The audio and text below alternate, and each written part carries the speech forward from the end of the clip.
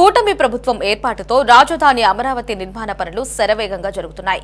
ఈ నేపథ్యంలో ప్రజాప్రతినిధుల నివాసాల కోసం రాజధానిలో బహుళ అంతస్తుల భవన సముదాయాల పనులు ఊపందుకున్నాయి.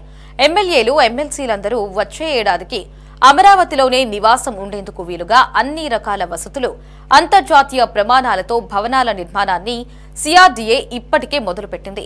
ఇందులో భాగంగా వారి కోసం నిర్మిస్తున్న నివాస సముదాయాలను ఏడాదిలోగా పూర్తి చేయాలని లక్ష్యంగా నిర్దేశించుకుంది. క్వార్టర్లను ఈ ఏడాది చివరి నాటికి ప్రజాప్రతినిధులకు కేటాయించాలనే లక్ష్యంతో పనులు అత్యంత వేగంగా కొనసాగుతున్నాయి.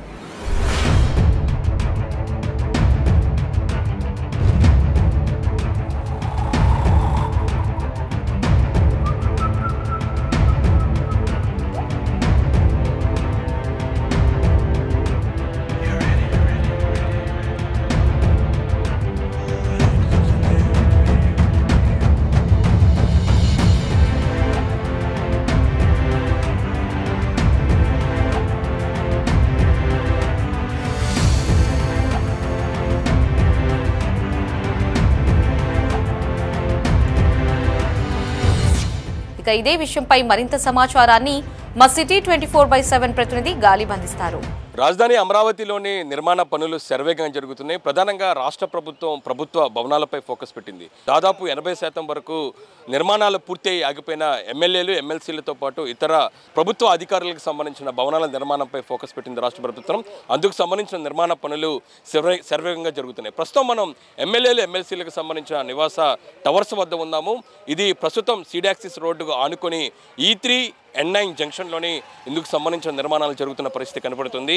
అయితే 14-19లోని ఆగిపోయిన నిర్మాణ పనులు ప్రస్తుతం కూటమి ప్రభుత్వం అధికారంలోకి వచ్చిన తర్వాత పూర్తి స్థాయిలోని ప్రభుత్వ భవనాల నిర్మాణాలు పూర్తి చేయాలనేది కూడా టార్గెట్ పెట్టిన నేపథ్యంలోని ప్రస్తుతం అందుకు సంబంధించిన నిర్మాణ సంస్థలు నిర్మాణ పనులను శరవేగంగా కొనసాగుతున్నాయి.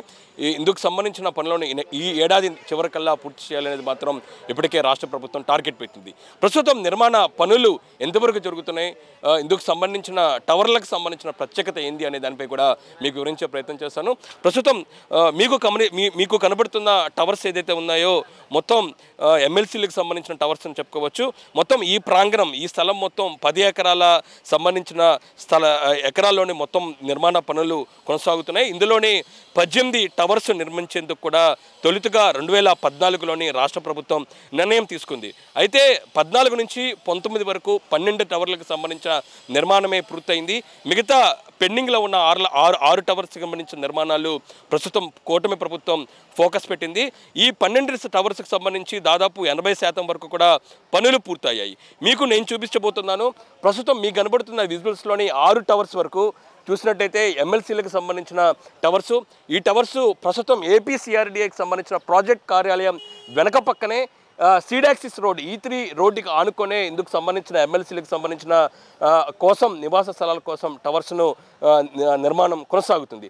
దీని పక్కనే చూసినట్టయితే N9 రోడ్డుకి ఆనుకొని చూసినట్టయితే ఎమ్మెల్యేలకు సంబంధించిన నివాసం కోసం నిర్మిస్తున్న టవర్స్గా చెప్పుకోవచ్చు. ఇవి కూడా మొత్తం 6 టవర్స్. ఇందులోని G+12గా నిర్మాణాన్ని కొనసాగిస్తున్నారు.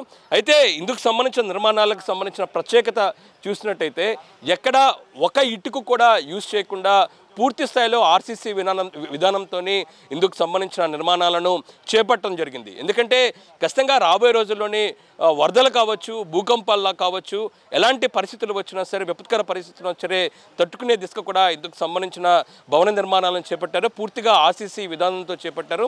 ఎక్కడ ఒక కిటికీ కూడా నిర్మాణం కోసం యూజ్ చేయలేదు. దీంతో 14-19 వరకు నిర్మాణాలు జరిగిన తర్వాత 19-24 వరకు కూడా దాదాపు 5 సంవత్సరాల పాటు నిర్మాణాలు ఎక్కడ ముందుకి జరగకపోయినా సరే అప్పట్లో ఏర్పాటు చేసిన నిర్మాణాలు చెక్కు చెదరకుండా ఉన్నాయంటే ఖచ్చితంగా ఇది ఆర్సీసీ విధానం పూర్తిగా కాంక్రీట్తోని నిర్మించిన నేపథ్యంలోని చాలా బలంగా ఇందుకు సంబంధించిన నిర్మాణాలు ఉన్నాయి. రాబోయే రోజుల్లోని కూడా ఎటువంటి ఇబ్బందులు రావు.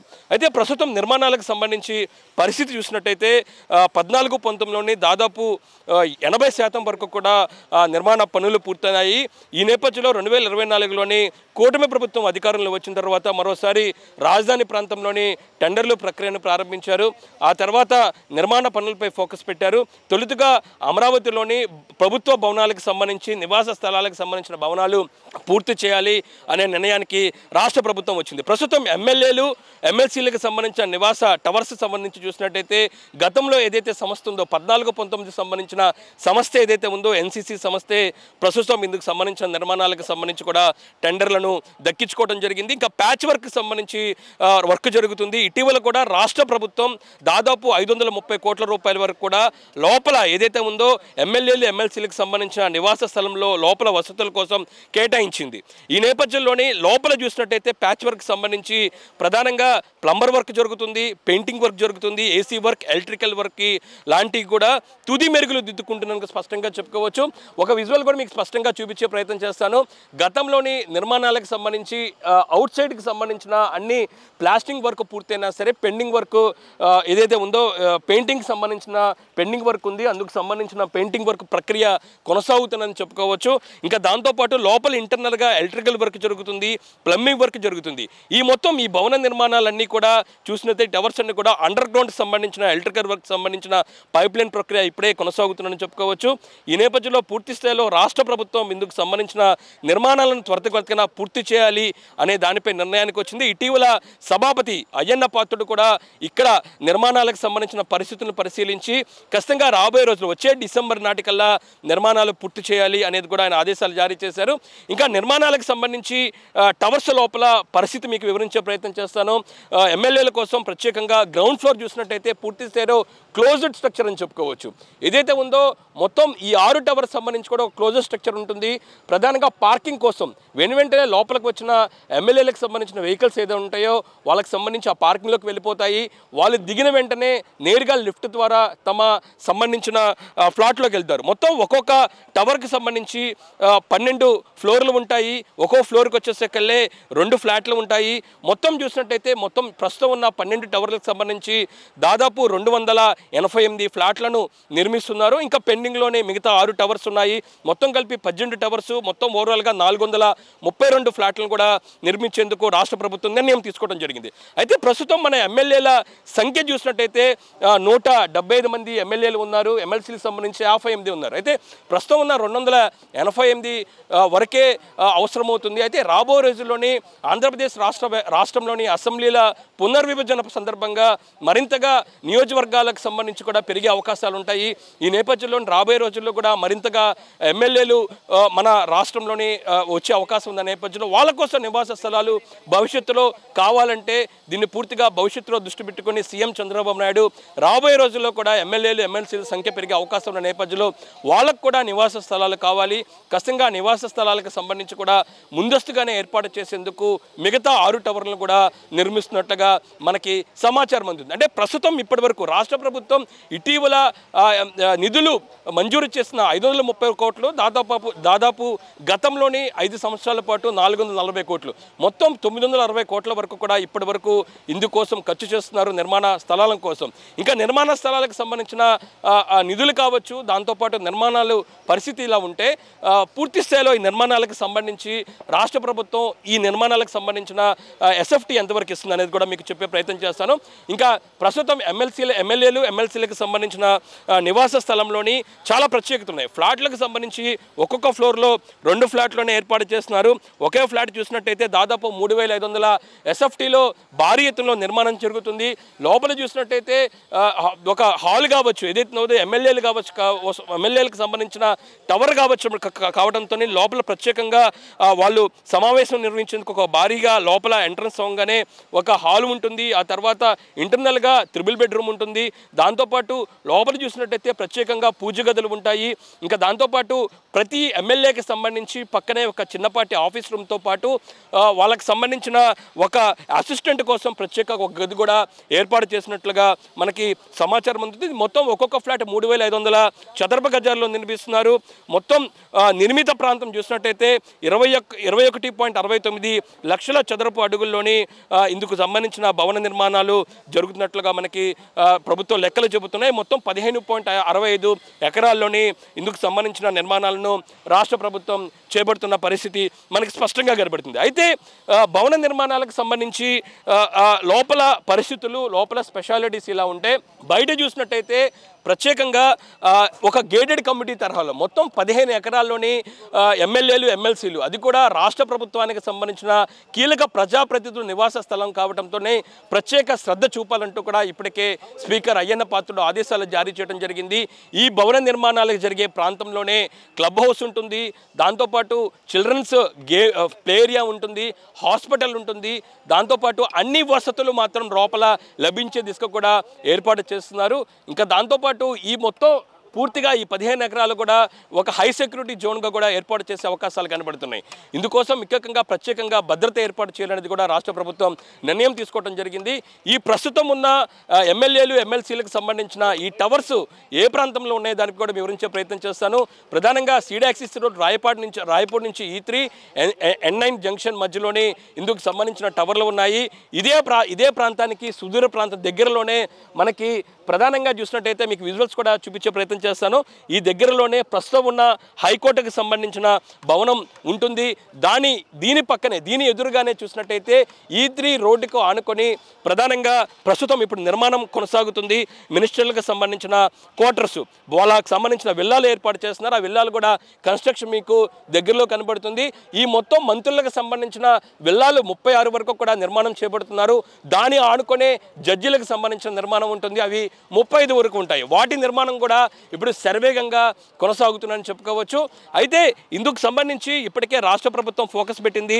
త్వరితగతిన నిర్మాణాలు పూర్తి చేయాలి అనేది కూడా నిర్ణయం తీసుకున్న నేపథ్యంలో ప్రస్తుతం ఎమ్మెల్యేలు, ఎమ్మెల్సీలకు సంబంధించి రాష్ట్ర ప్రభుత్వం ఒక్కొక్క ఎమ్మెల్యేకి నివాసం కోసం ఏదైతే ఉందో హౌస్ రెంట్ కోసం దాదాపు 50,000 వరకు కూడా ఖర్చు పెడుతుంది. ప్రతి ఏడాది చాలా కోట్ల రూపాయల వరకు కూడా ఖర్చు అవుతున్న నేపథ్యంలో ఈ నిర్మాణాలు వెనువెంటనే పూర్తయితే రాష్ట్ర ఖజానాపై కొంతవరకు కూడా భారం తగ్గే అవకాశం ఉన్నట్లుగా తెలుస్తుంది. ఓవరాల్గా చూసినట్టయితే రాబోయే 5-6 నెలల్లోనే టార్గెట్గా పూర్తి చేసే దిశ కూడా ఎమ్మెల్యేలు, ఎమ్మెల్సీలకు సంబంధించిన భవన నిర్మాణాలు సంబంధించి పనులు శరవేగంగా కొనసాగుతున్నాయి.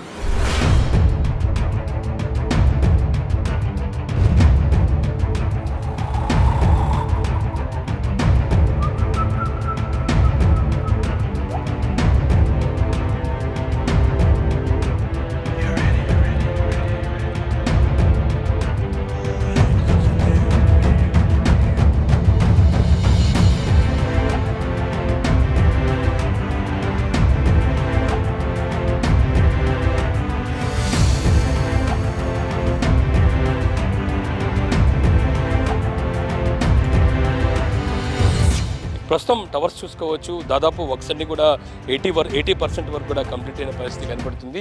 మొత్తం 6 టవర్స్, 288 ఫ్లాట్లు, ఒక్కొక్క ఫ్లోర్కి వచ్చేసరికి 2 ఫ్లాట్లు, మొత్తం ఒక్కొక్క బిల్డింగ్ చూసినట్టయితే 12 సంబంధించిన ఫ్లోర్లు కూడా నిర్మాణం పూర్తయిన పరిస్థితి కనబడుతుంది. అయితే ఇంటర్నల్గా వర్క్స్ని మీకు వివరించే ప్రయత్నం చేస్తాను.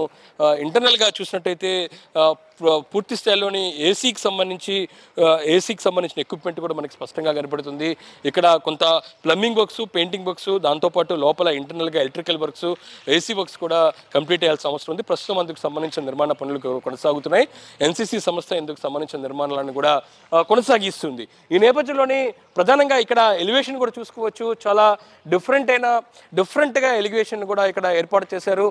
ఇందుకు సంబంధించిన ఎలివేషన్ కూడా ప్రత్యేకంగా చోటు చేసుకున్న పరిస్థితి మనకి స్పష్టంగా కనబడుతుంది. ఈ నేపథ్యంలోనే ఎలివేషన్కి సంబంధించి కూడా ప్రత్యేక ఏర్పాట్లు చేశారు. ఇందుకోసం పూర్తి స్థాయిలోనే ఇక్కడ ఫౌంటైన్ డిజైన్స్ కావచ్చు, ఇతర డిజైన్స్ కూడా మనకి స్పష్టంగా కనబడుతున్నాయి. ఏదైతే ఉందో ప్రధానంగా ఎమ్మెల్యే కావచ్చు, ఎమ్మెల్సీలు కావచ్చు, వాళ్ళ వెహికల్స్తోని నేరుగా తమ ఫ్లాట్ లోపలికి వెళ్లేందుకు కూడా ఇక్కడ ఏర్పాట్లు చేశారు.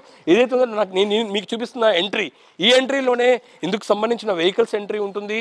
ఈ వెహికల్స్ ద్వారానే నేరుగా వాళ్ళకి సంబంధించిన వెహికల్ ఏదైతే ఉందో ఆ వెహికల్ ఇక్కడ పార్క్ చేసుకుంటారు. ఇక్కడ పార్క్ చేసుకొని ఇక్కడ స్టెప్స్ ద్వారా వాళ్ళ ఫ్లాట్స్లోకి వెళ్ళేందుకు కూడా ఏర్పాట్లు చేయడం జరిగింది. అందుకు సంబంధించిన వర్క్స్ కంప్లీట్ చేయడం జరిగింది. లోపలికి వెళ్ళి లోపల ఎటువంటి నిర్మాణాలు చేపట్టారు, ఎటువంటి డిజైన్స్ కూడా అక్కడ చేయడం జరిగింది అనేది కూడా మీకు వివరించే ప్రయత్నం చేస్తాను.